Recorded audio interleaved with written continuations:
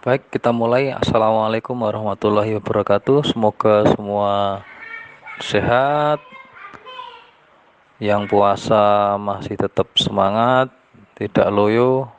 Semoga ini bisa diniatkan untuk mencari ilmu supaya tambah banyak pahalanya. Baik, kita mulai. Kita lanjutkan pembahasan yang terakhir atau minggu lalu. Jadi meresum apa yang sudah saya sampaikan minggu lalu bahwa di dalam kegiatan pengendalian ada 4 tahapan secara umum, yaitu mengukur, membandingkan, menghitung, dan mengoreksi. Kalau proses dikendalikan secara manual, maka keempat itu dilakukan oleh seorang operator, seorang manusia. Jadi operator melakukan pengukuran, kemudian operator akan membandingkan dengan sebuah acuan, kemudian dia sendiri akan menghitung apakah perlu dilakukan koreksi. Kalau memang ada perbedaan dengan acuan, maka harus dikoreksi. Bagaimana ya besarnya koreksi, dia harus hitung. Kemudian dia sendiri juga yang akan mengeksekusi, atau manusia lain yang nanti akan mengeksekusi dengan mengoreksi bukaan dari valve. Itu kalau pengendalian dilakukan secara manual. Kalau dilakukan secara otomatis, maka kegiatan mengukur dilakukan oleh alat, digantikan oleh alat, tidak lagi dengan mata kita. Kemudian membandingkan tidak dilakukan oleh otak kita, tapi dilakukan oleh alat juga, controller namanya, untuk menggantikan fungsi otak, sekaligus juga untuk menghitung dan menentukan besarnya koreksi. Itu dilakukan oleh alat yang ada di dalam controller. Kemudian koreksi, kalau manual dilakukan oleh manusia dengan membuka valve, kalau otomatis digantikan dengan sebuah valve yang bisa secara otomatis membuka dan menutup. Itu kalau dilakukan secara otomatis. Berikutnya, untuk menggambarkan proses pengendalian suatu proses, maka kita harus bisa membuat diagram atau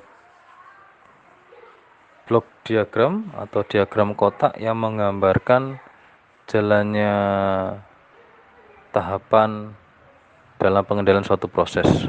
Gambarnya sudah pernah saya tampilkan, ya.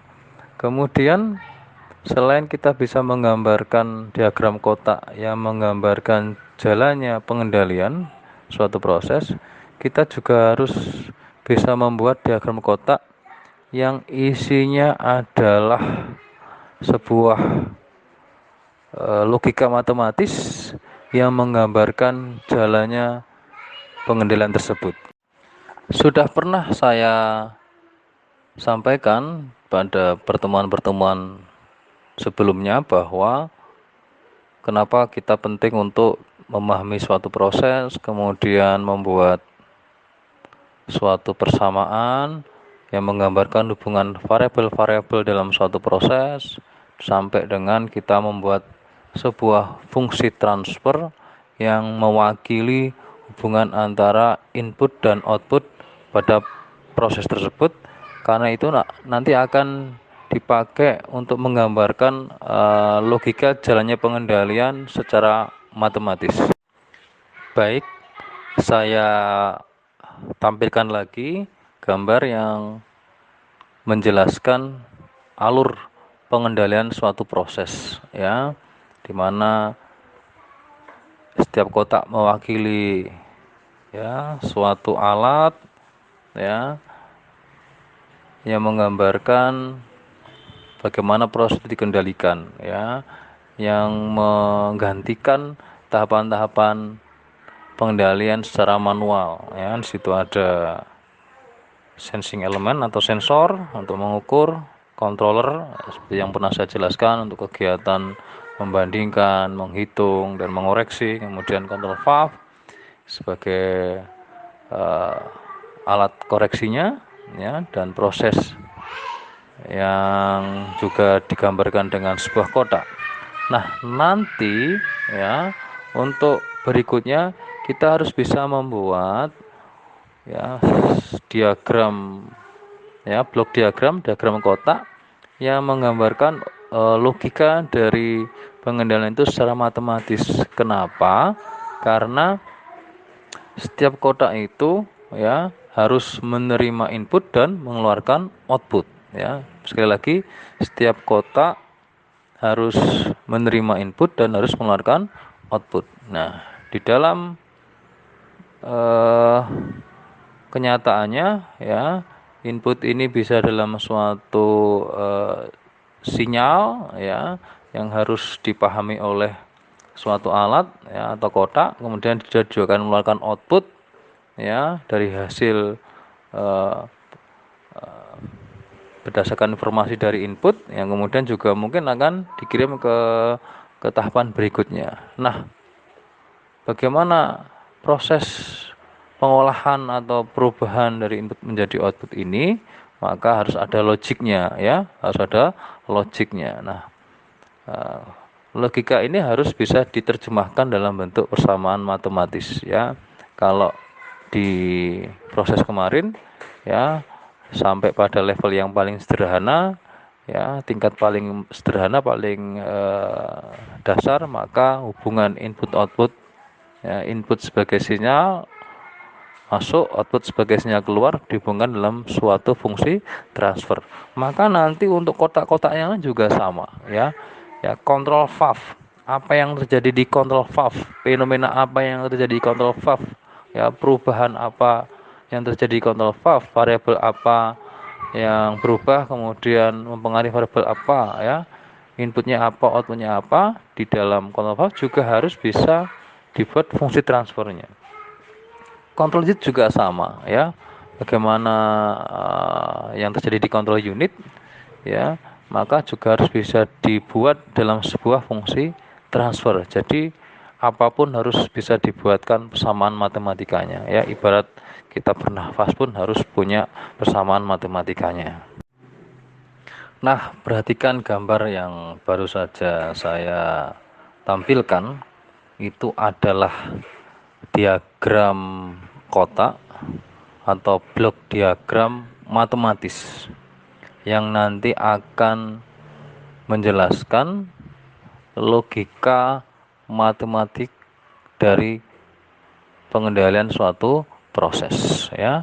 Ini sebagai contoh menggantikan atau mewakili diagram kotak pada gambar sebelumnya yang hanya sekedar menjelaskan atau menggambarkan jalannya pengendalian berdasarkan alat-alat atau instrumentasi yang digunakan. Nah, sekarang kita akan menjelaskan ya, atau kita akan berdiskusi bagaimana diagram kotak atau blok diagram matematis yang nanti isinya adalah logika matematika sistem itu bagaimana dikendalikan. Perhatikan gambar ya. Setiap kotak nanti harus berisi suatu persamaan matematika yang itu menggambarkan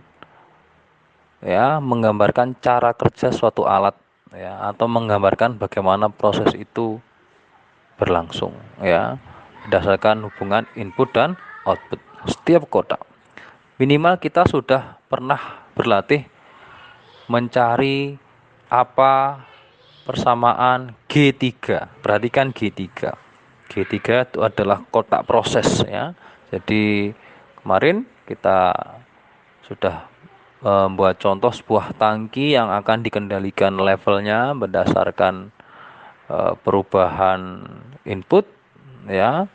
Kemudian outputnya adalah level. Nah, kita sudah berlatih bagaimana membuat persamaan matematikanya atau yang disebut dengan fungsi transfer ya. G3 itu kita sudah bisa mengisinya ya, karena sudah pernah membuat seandainya kasusnya seperti kemarin dan orde 1 ya. Bagaimana dengan G yang lain ya? G2 adalah control valve ya. Jadi control valve kalau dilihat di industri ya, valve ya, sebuah valve, sebuah katup. Cuma katupnya tidak ada puterannya ya. seperti yang kita lihat secara manual ya, di sana dirancang untuk bisa membuka dan menutup secara otomatis. Nah, bagaimana valve itu bekerja berdasarkan input output, bagaimana hubungannya nanti harus bisa dinyatakan dalam sebuah pesan matematika mirip seperti fungsi transfer ya, di G3 yang kemudian kita masukkan dalam kotak G2. Begitu juga dengan controller G1 ya.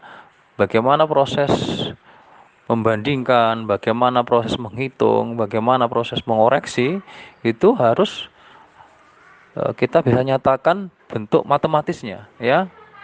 Inputnya apa dan outputnya apa, itu harus bisa dibuat fungsi matematikanya ya, yang akan kita buat mirip atau sama dengan fungsi transfer yang lainnya ya, yaitu output per input ya, seperti yang kemarin sudah kita buat, kita jelaskan harus nanti bentuknya adalah output dibagi input sama dengan bla bla bla bla. Nah, sebuah pesan matematika yang sederhana masih dalam bentuk Laplace ya. Itulah yang disebut dengan fungsi transfer. Nanti akan kita masukkan dalam G1 kalau itu kontrol ya. Begitu juga dengan apa yang terjadi di sensor dan alat pengubah sinyal transmitter. Nah, kita juga harus bisa membuat fungsi matematikanya atau fungsi transfernya untuk ya apa yang terjadi di alat pengubah sinyal, apa yang terjadi di alat sensor ya, termasuk di gangguan juga harus bisa dibuat bentuk matematisnya, karena gangguan di sini misalkan adalah beban pemakaian ya air pada proses berikutnya ya. Jadi banyak sedikitnya itu diambil mengikuti persamaan matematika apa, itu sebagai gangguan. Nah, ini misalkan ya harus bisa dinyatakan matematikanya dan dibuat fungsi transfernya nanti dipakai untuk mengisi kotak G4. Dari sini kita bisa membayangkan betapa ruwetnya kalau kita bicara pengendalian sebuah robot yang canggih ya. Ini kita hanya bicara misalkan pengendalian satu variabel yaitu level dengan satu gangguan. Bagaimana dengan robot yang begitu banyak variabel yang harus dikontrol. Nah, berarti harus memahami logika dan bisa membuat lebih banyak pesan-pesan matematika yang menghubungkan input output dan seterusnya. Gambar berikutnya itu sebuah diagram untuk menggambarkan bagaimana alat-alat itu nanti dalam kenyataannya akan terpasang ya. Itu hanya sebagai simbol-simbol saja ya. Nah, akan saya coba jelaskan. Jadi nanti tangki harus dipasang sensing element atau sensor ya, diwakili atau dinotasikan dengan LSH dan LSL ya. Level sensing high dan level sensing low ya. Jadi ada dua sensor ya. Sensor yang mendeteksi jika airnya turun dan sensor yang mendeteksi jika airnya naik. Jadi ketika level itu masih di antara dua sensor itu dianggap level dalam keadaan yang stabil ya atau normal. Tapi begitu ada perubahan ya atau ada gangguan di input, maka nanti ada dua kemungkinan, level akan naik atau level akan turun ya. Kemudian kenaikan atau penurunan level akan menyentuh sensor ya, sebagai batas kenaikan atau penurunan yang bisa ditoleransi ya. Deteksi oleh sensor ya, dibaca oleh sensor ya. Kemudian akan mengirimkan sinyal ya. Mengirimkan sinyal ke controller ya, akan mengirimkan sinyal ke controller. Nah, mungkin sinyal yang bisa dibaca oleh controller berbeda dengan sinyal output dari sensor, sehingga harus ada alat yang bisa mengubah sinyal dari sensor supaya bisa dibaca oleh controller. Itulah fungsi transmitter ya, fungsi transmitter. Baik, Garis putus-putus dari LSA menuju ke pompa. Putus-putus itu berarti menggambarkan koneksi secara elektrikal alias kelistrikan alias kabel listrik. Sedangkan garis yang lurus itu berarti sistem perpipaan. Garis lurus dengan tanda pagar itu berarti sistem pengendalian, ya, jalur pengendalian, jalur pengiriman sinyal, ya. Baik, jadi akan memerintahkan pompa untuk menyala. Jadi pompa tidak selalu menyala, bisa mati kalau memang kondisi tangki dalam keadaan normal. Begitu tidak normal, maka memberikan perintah kepada pompa untuk menyala seperti yang ada di rumah kita, ya, seperti yang ada di rumah kita. Nah, berapakah yang harus masuk ke dalam tangki? Maka kita harus melakukan, ya, koreksi, harus melakukan, ya, atau membandingkan dengan yang dibutuhkan, ya, kemudian dikoreksi. Nah, di sini ada FE, ya, FE flow element, ya, ini sensor untuk flow atau aliran, ya. Nah, di sini dipakai untuk mengetahui besarnya atau jumlah arus dalam suatu pipa, ya. Di situ kemudian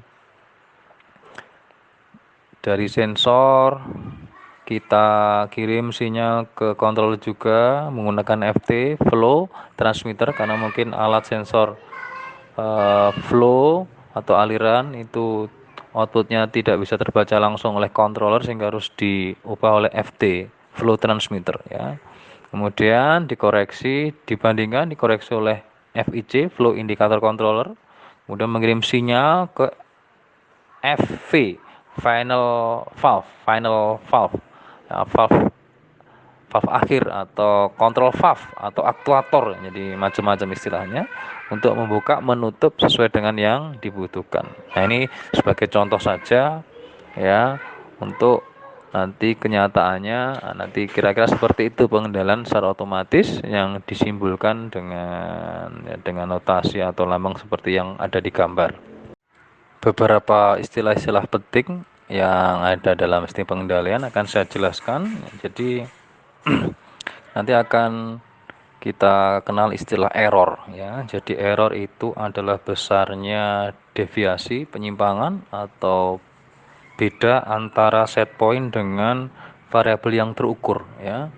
Jadi yang terukur oleh sensor, ya, proses, ya, yang kita tentukan mana variabel yang ingin kita kontrol, itu akan kita pasang sensor.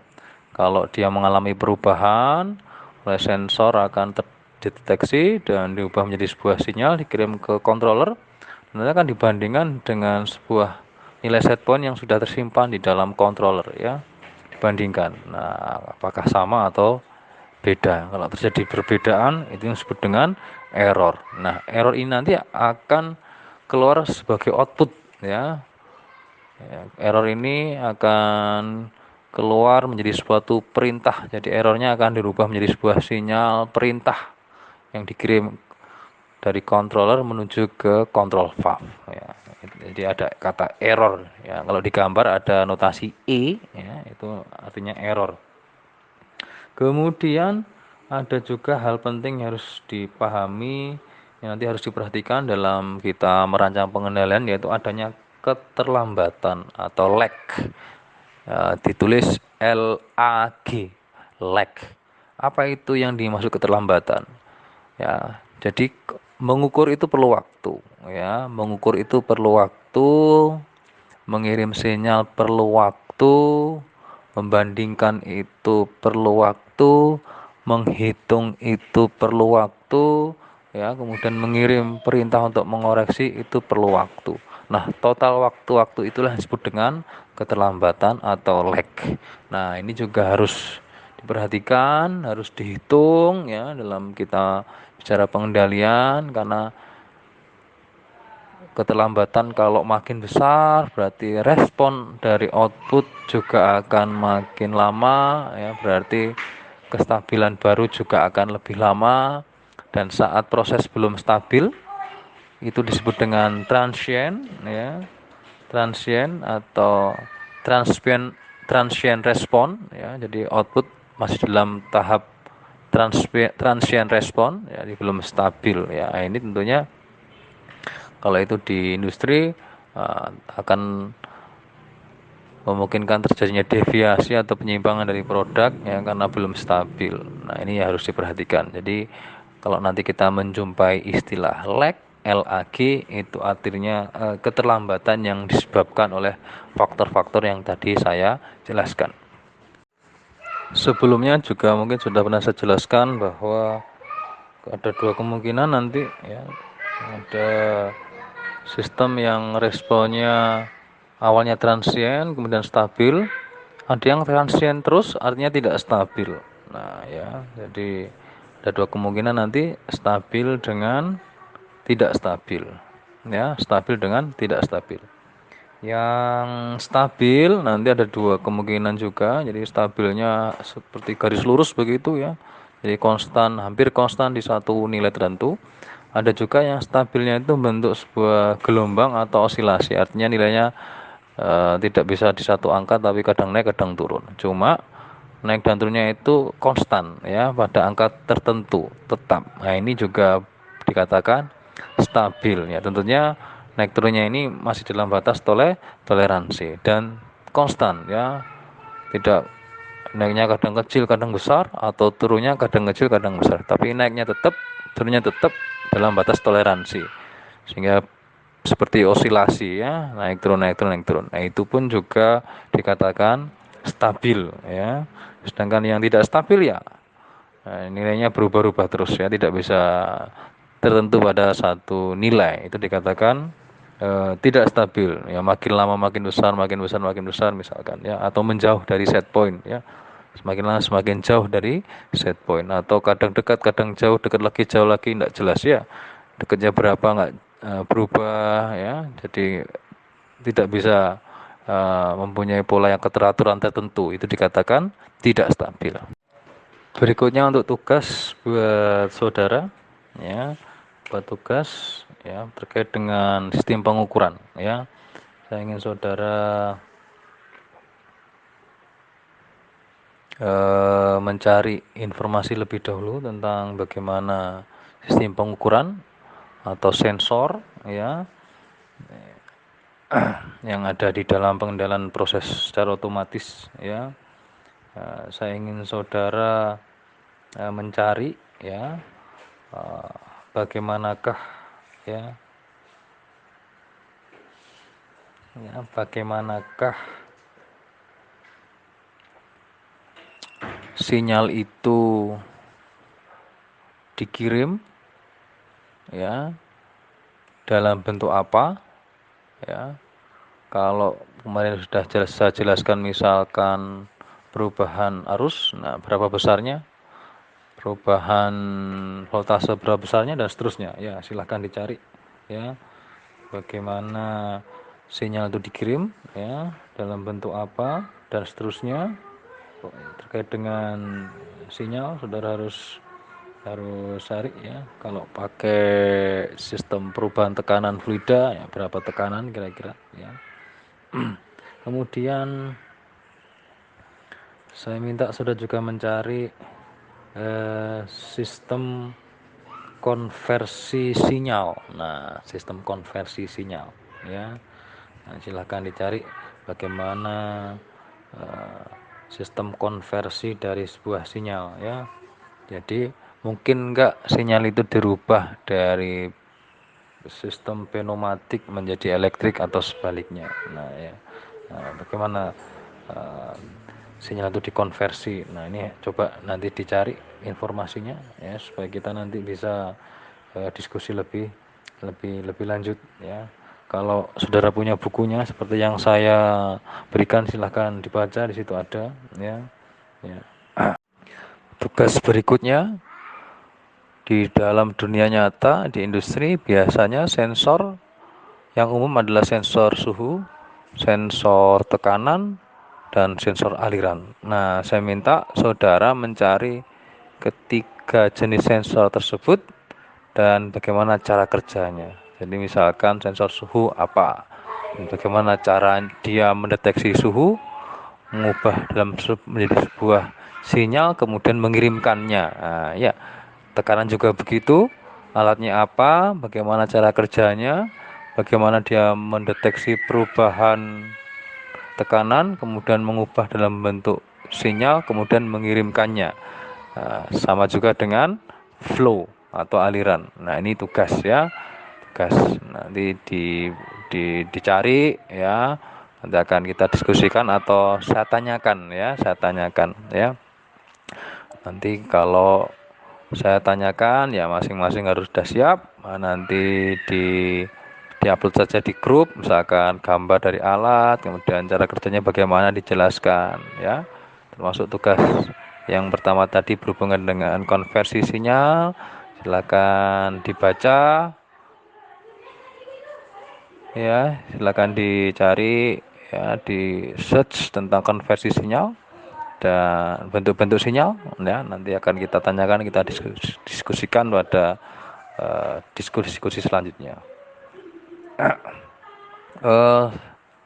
Kelas sebelah itu mendapatkan buku, saya tidak tahu apakah lengkap atau tidak dalam bentuk PDF, silahkan ditanyakan ke kelas sebelah. Kalau memang lengkap silahkan di copy atau dipinjam ya untuk digandakan supaya bisa dibaca ya.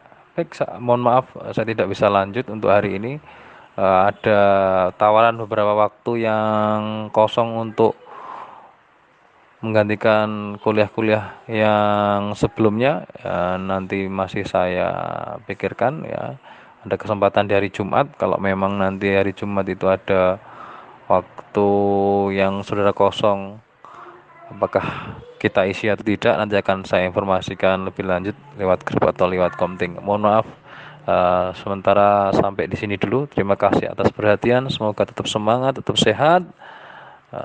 Assalamualaikum warahmatullahi wabarakatuh.